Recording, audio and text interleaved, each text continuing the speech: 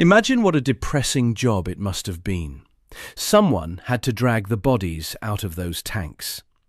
And in 1945, there were thousands of them. Not hundreds, thousands. Across the scarred landscape of Europe, from the hedgerows of Normandy to the frozen steppes where the Wehrmacht had finally broken, the wreckage of armoured warfare lay strewn like the playthings of some malevolent giant. Panthers sat with their turrets blown askew, their factory camouflage blackened beyond recognition. King tigers, those 70-tonne behemoths that had seemed invincible when they first rolled into combat, sat silent, with holes punched through armour their designers had promised was impenetrable. Shermans lay in clusters where German ambushes had caught entire columns, their thin hull sides no match for the velocity of an 88mm shell. And inside nearly all of them, there were men, or what remained of men. The numbers beggar comprehension in a way that raw statistics often fail to convey. By war's end, more than 88,000 armoured vehicles had been destroyed across all fronts of the European and North African campaigns. The Soviet Union alone lost roughly 44,000 tanks, a figure that exceeds the total tank production of most nations throughout the entire war. Germany lost over 25,000 armoured vehicles. Britain and the Commonwealth forces lost approximately 6,000. The Americans lost approximately 4,000 tanks in the European theatre alone between June of 1944 and May of 1945.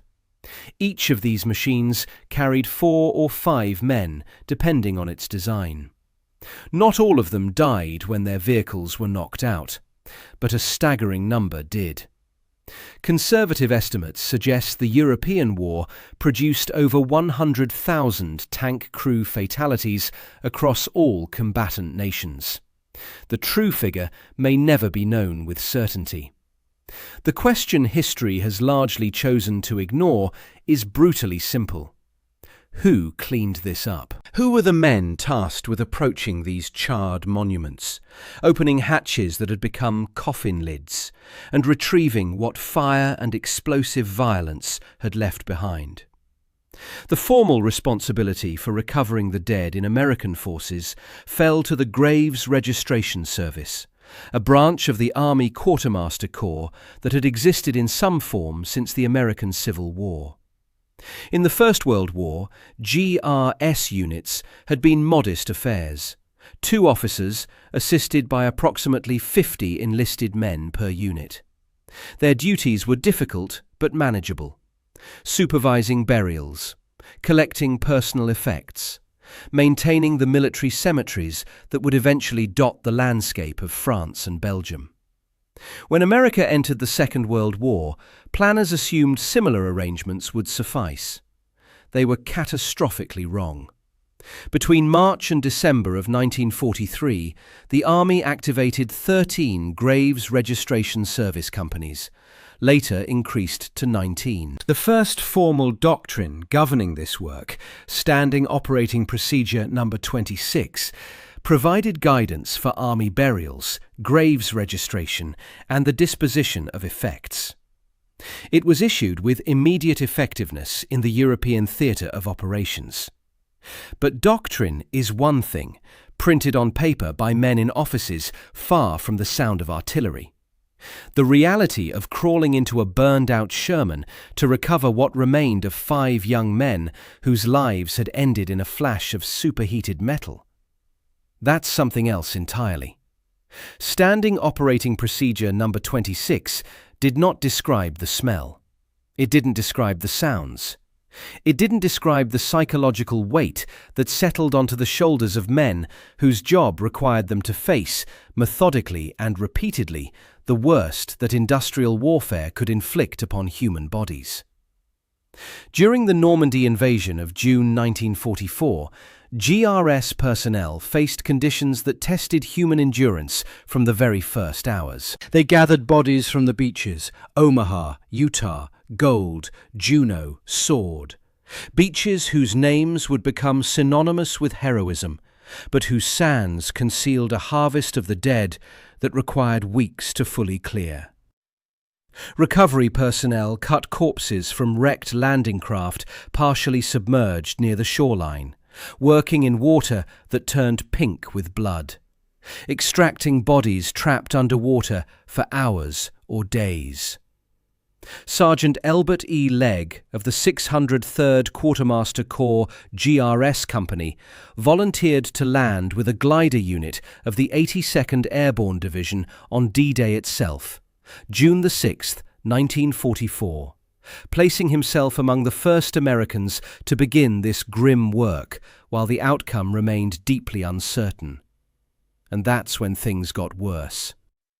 As American forces pushed inland through the Norman hedgerows, that close country where every field became an ambush site, the GRS followed combat units forward, sweeping areas near the front lines for fallen personnel. This work sometimes occurred under direct enemy fire, within range of German artillery that didn't distinguish between combat troops and recovery personnel.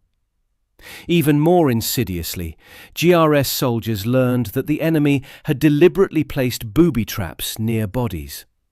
A fallen American soldier might lie with a grenade beneath him, its pin removed, held in place only by the weight of the corpse. The first man to move the body would trigger the explosion. The GRS adapted. They developed procedures for checking bodies before moving them, used ropes to turn corpses from a distance, accepted that the war against the dead would claim some of their own. But here's the thing about tanks. They presented challenges no infantry corps ever could. To understand what recovery crews encountered when they approached a destroyed tank, you have to understand what happens inside an armoured vehicle when it brews up. That term, brewed up, came from British soldiers who used old petrol tins with holes punched in the sides as improvised stoves for making tea in the field. The flames, licking from those holes, bore an unfortunate resemblance to a burning tank, and by the dark humour of soldiers, the comparison stuck. By calling a catastrophic kill a brew-up, tankers could distance themselves linguistically from what those flames actually meant for the men trapped inside.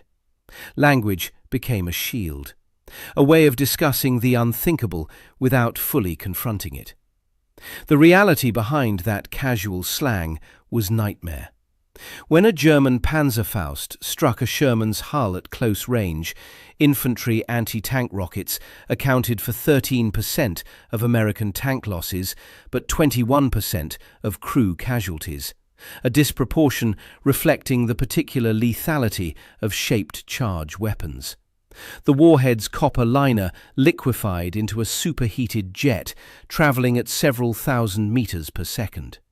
This jet punched through armour and immediately ignited anything flammable in its path. Hydraulic fluid, fuel vapour, the propellant charges of stored ammunition, the clothing of the crew themselves. When an 88mm shell penetrated armour, the effect was somewhat different but equally catastrophic. The shell itself might pass entirely through the tank, exiting through the opposite wall, but the spall, fragments of armour plate broken free by the impact, scythed through the fighting compartment like shotgun pellets, killing or maiming crew members before any fire began. In either case, temperatures inside spiked to hundreds of degrees Celsius within seconds. The crew, if still alive after the initial penetration, had perhaps 2 to 5 seconds before fires spread through the fighting compartment. Smoke filled the interior almost instantly, thick, black, poisonous, making it impossible to see or breathe. Even if crew members could locate hatches, the handles might already be too hot to touch. Even if they could touch them, shock and injury might make fine motor control impossible. Then came what tankers called cook-off. Stored ammunition detonating in a cascading chain reaction as fire reached propellant charges throughout the vehicle.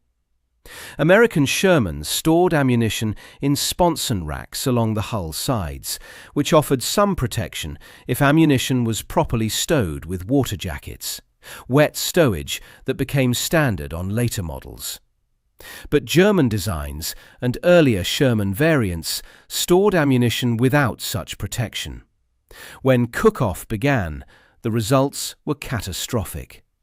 The pressure inside the turret became so great that the entire structure, weighing several tons, would be blown completely off the hull.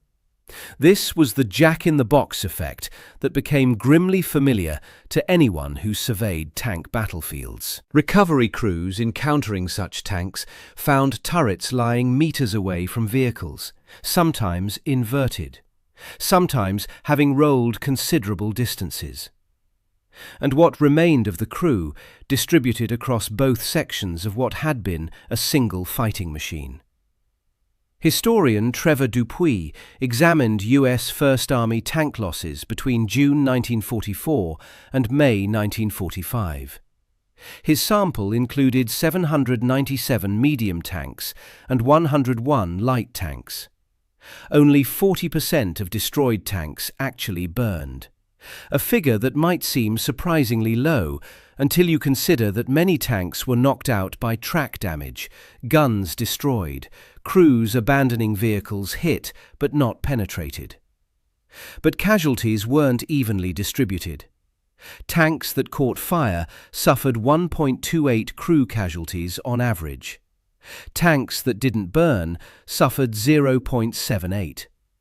If your tank brewed up, your odds of survival dropped dramatically, and the condition of your remains, should you not survive, would haunt whoever came to recover them. The actual procedure for recovering remains from destroyed armoured vehicles combined military protocol with terrible improvisation.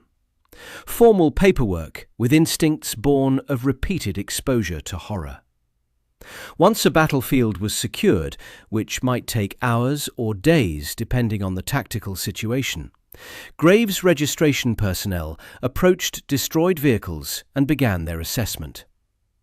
If the tank had burned, the first task was determining whether it was safe to enter at all. Ammunition might still be cooking off hours after the initial destruction, propellant charges igniting sporadically as fire worked its way through the vehicle's interior. Recovery personnel learned to listen. That distinctive popping sound, sharp and irregular, different from gunfire, warned them the vehicle remained dangerous. They learned to wait, to assess, to accept that sometimes the dead would have to remain in place for another day, while their coffin continued to smoulder. Access depended entirely on the tank's condition. Turret hatches were preferred entry points, but these could be jammed by blast damage, warped by heat, welded effectively shut by fire that had fused metal components together. Sometimes hatches were blocked by the bodies of crew members who had died while trying to escape. Hands reaching for freedom they never found. Bodies slumped across the openings they had almost cleared. In extreme cases, recovery personnel cut their way in using oxyacetylene torches, creating new openings through hull or turret to reach interiors that all other entries had sealed. The interior of a brewed-up tank is a confined space where fire has done its work on flesh and metal alike. Recovery crews entering these vehicles encountered conditions no training could fully prepare them for. Aluminium components melted and re-solidified into grotesque new shapes. Steel blackened and warped. Rubber seals vaporized entirely, leaving only char. And the crew would be found throughout the compartment, in various positions. Some slumped at their stations, hands still on controls, frozen in the postures of their final moments. Gunners bent toward their sights, drivers with hands on tillers, commanders reaching for hatches above them. Some were found in positions suggesting attempted escape, bodies twisted toward exits, limbs extended toward openings they'd almost reached. And some, in tanks that burned hottest or longest, were no longer recognizable as individual human beings at all. Heat does terrible things to the human body. At sufficient temperatures, maintained for sufficient time, the distinction between one man and another becomes academic. Identification protocols required recovery of dog tags whenever possible, but dog tags might be fused to chest bones by heat. They had to be carefully removed without damaging the embossed information they carried. Fingerprints were taken when fingers remained identifiable, but gloves, rings, and fire damage often made this impossible. Tooth charts were completed when dental structures could be examined. The Graves Registration Form No. 1, Report of Interment, recorded everything possible about each recovery: where the body was found, what position within the vehicle, what condition the remains were in, what identification was possible, what personal effects were recovered. All of this documented in the hope that future identification might become achievable when initial methods failed. By war's end, the GRS had established several hundred temporary burial grounds across Europe. Not all contained identified remains. Not all contained complete remains.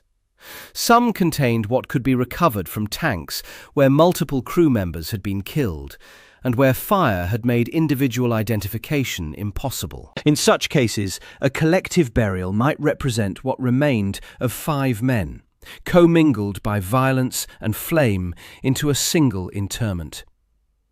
The psychological toll on recovery personnel is perhaps the most difficult aspect of this history to document with precision. And the reason is grimly simple. It was the most difficult aspect for the men themselves to discuss, then or later. Military culture of the era discouraged open discussion of emotional trauma with a forcefulness difficult for modern audiences to fully appreciate. The terms we now use, post-traumatic stress, combat fatigue, psychological injury, either didn't exist or carried such stigma that admitting to them could end a military career. The specific nature of recovery work compounded this silence. Unlike combat, which could be discussed as a shared ordeal where men faced danger together and acquitted themselves with honour, recovery work carried an additional burden. It was dirty work. It was work that involved the dead rather than the living. It was work that some combat soldiers looked down upon, as though handling corpses was somehow shameful rather than necessary. Recovery personnel faced a double silence. The general prohibition against admitting psychological distress combined with the specific stigma attached to their duties. Those who performed this essential work rarely spoke of their experiences, even to family members. They carried their memories into civilian life as private burdens that couldn't be shared. What evidence exists, gleaned from oral histories conducted decades later, from medical records, from the occasional veteran who broke his silence near the end of his life, suggests recovery personnel suffered rates of psychological distress comparable to or exceeding frontline combat troops. But the nature of their trauma differed in ways that shaped its long-term effects. Combat involves terror, yes, but also adrenaline, the body's own chemical protection against the full horror of the moment. Time compresses, instinct takes over, memory often becomes fragmentary. But recovery work was methodical. It was slow. It gave the mind time to observe every detail, to process every sight and smell and texture. There was no adrenaline rush when you entered your 10th burned-out Sherman of the day, only the knowledge of what you would find and the requirement that you find it anyway. Veterans who eventually spoke of this work, often only when they reached their 80s or 90s, when death had removed the need for silence, described recurring dreams that persisted for years. The smell of burned flesh, they said, was unforgettable, unmistakable, unlike any other smell that exists. It would return to them triggered by ordinary fires, by barbecues in their backyards, by certain cooking odours bearing only superficial resemblance to what they had experienced. Some spoke of lasting hypervigilance around flames of any kind, an involuntary flinch at fires their conscious minds knew were harmless. A campfire, a fireplace, a candle. Their bodies remembered what their words couldn't describe. And then came the question nobody was ready to answer. What to do with the tanks themselves? Once the bodies were removed, or once it was determined no recoverable remains existed, someone had to decide the fate of tens of thousands of armoured vehicles scattered across a continent. Some were still repairable, most weren't. And in the chaos of 1945, with Europe starving and industry desperate for raw materials, the calculus seemed obvious. Melt them down. The decisions were made quickly by exhausted men working without clear guidance. A panther that might be repaired? Save it for evaluation. A panther burned to a shell? Scrap metal. A king tiger with its transmission blown? Might be worth studying. A king tiger that took 3 penetrating hits and cooked off? Send it to the smelters. Steel was needed to rebuild bridges, factories, housing. The bones of European civilization required raw materials. And here were 25,000 German armoured vehicles, many of them damaged beyond any military value, representing thousands of tons of high-grade steel. Who could have argued for preservation? Who would have dared suggest these machines, symbols of Nazi aggression, instruments of unprecedented destruction, should be carefully catalogued and stored for future generations?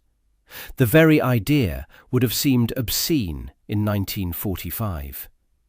These tanks had killed. They had been machines of conquest. The men making decisions about their fate had friends who died inside them, or died trying to destroy them, or spent years liberating the ground they'd rolled across. So most of them went to the furnaces. The vast majority of Germany's wartime tank production was reduced to scrap. The factories that had built Panthers and Tigers now melted their creations, turning armour plate back into girders and rebars and railway tracks. German tanks by the thousands, Panthers, Panzer IVs, and the fewer than 500 King Tigers that had ever been built, became part of the very infrastructure their crews had tried to destroy. There's a grim poetry in that, if you're inclined to look for it. But here's what nobody could have known in 1946. Someday, people would want to study these machines. Someday, historians would want to examine original Panthers to understand German manufacturing techniques. Engineers would want to measure actual armour thickness rather than relying on wartime intelligence estimates. Restorers would spend millions of dollars and decades of effort recovering rusted hulks from swamps and rivers, the only examples that escaped the smelters by being lost or abandoned in places too remote to bother clearing. The Tiger tank, perhaps the most iconic armoured vehicle of the war, was produced in a run of roughly 1,347 units. Today, only 7 survive worldwide. 7. Out of over 1,300. The Panther, produced in greater numbers, nearly 6,000, fared slightly better. Today, fewer than 20 survive worldwide in any condition, some complete and restored, others rusted hulks recovered from bogs and forests, still others existing only as partial assemblies. The rest were melted, their metal distributed across a rebuilt Europe, their historical value recognized too late by generations that never had to decide between preservation and feeding their children. It was likely very difficult at the time to see the future historical value of those armoured vehicles. That's not condemnation, that's acknowledgement of an impossible situation. The men who made these decisions weren't villains. They weren't Philistines incapable of appreciating history. They were exhausted survivors of the worst war humanity had ever experienced, facing impossible logistics with limited resources and no guidance. They made practical choices because practical choices were all that mattered in 1945. The crews who extracted bodies from burned-out tanks didn't know they were performing the last rites for machines that would become priceless artifacts. They saw scrap metal and the remains of young men who had died horribly. That's all anyone could have seen. And yet, every time a museum unveils a restored panther, we're looking at a survivor of decisions made in chaos. Every time researchers examine original wartime construction, they're working with what random chance and bureaucratic whim happen to preserve. The military history we study today, the vehicles we can touch in museums, the armour plates we can measure, the engineering we can reverse engineer, exists because of choices made by anonymous men in 1945 who had no idea their decisions would echo for generations.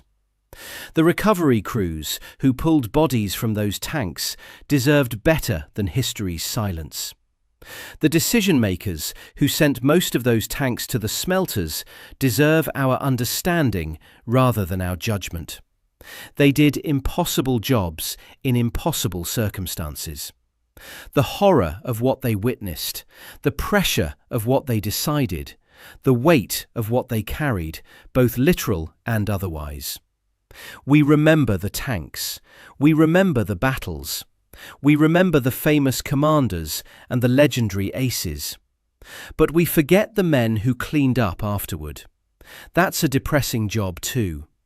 Remembering them now when so few are left to tell their own stories. Subscribe for more stories like this.